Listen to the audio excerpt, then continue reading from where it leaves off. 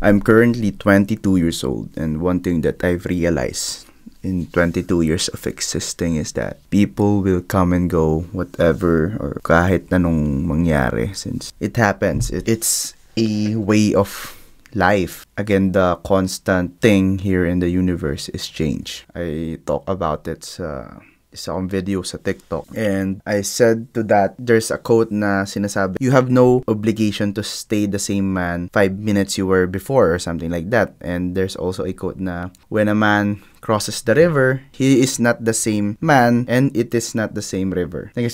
Technically, it means that the constant thing here in the universe is change. I've talked about this sa ibang podcast. I created a video about this. But, yeah, while I was going to the gym kanina, sanay na ako mag-isa mag-gym, to be honest with you. But there's this some thoughts na sayang at nandito si ganito, masaya siguro, or yung life talks while being on rest, in between rest, tapos it's just nakakamiss lang din minsan that wala yung friends mo, wala yung best friend nyo. Kasi again, meron tayong mga ginagawang shit sa buhay.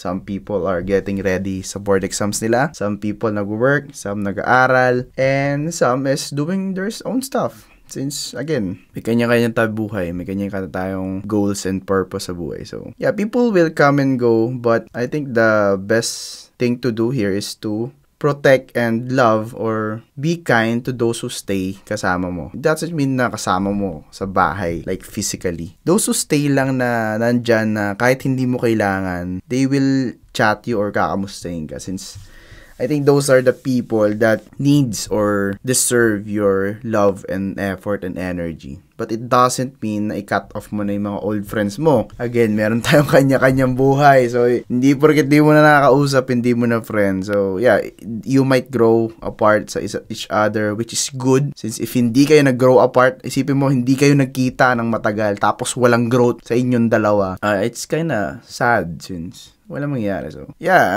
it's okay to be alone. Do it alone. Do it sad. Do it happy. Do it with no one. It's okay. Since ganun talaga minsan it will be like that sometimes. But it doesn't have to stay that way. Baka naman sa pagiging alone mo minsan, ginawa mo na siyang personality na, hindi, mag-isa lang ako, di ko kailangan ng tulong nyo. It's just avoidance na sa mga tao. It's not good rin for you. Again, lahat ng sobra is hindi maganda. So, today is a pretty good chest back day. And mag-isa lang ako, and there's nothing wrong about that. Just a random thoughts about loneliness and being alone, since nandun na tayo sa era na we are so much alone kasi nandun na tayo. Social media, number one, they are feeding you things that, do it alone, wag na kayo mag-isa lang kayo, wag kayo manghingi ng tulong, mag-gets nyo?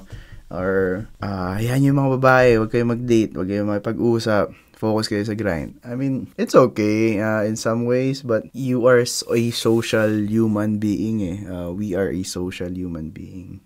So, it hindi siya gagana sa reality.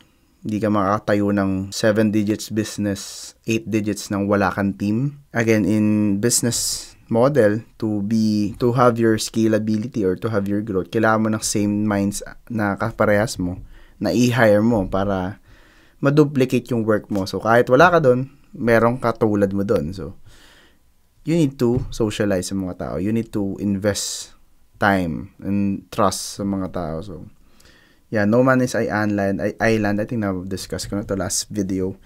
And I think that's it for today. Today's Sunday. Again, pretty chill day. Chest back lang. Ito yung mga chest pumps ko. So, see you guys next video. Love you all. Peace. Mag-edit pa ako ng mga video ko for tomorrow. So, And, it's a great weekend. Nag-enjoy ako.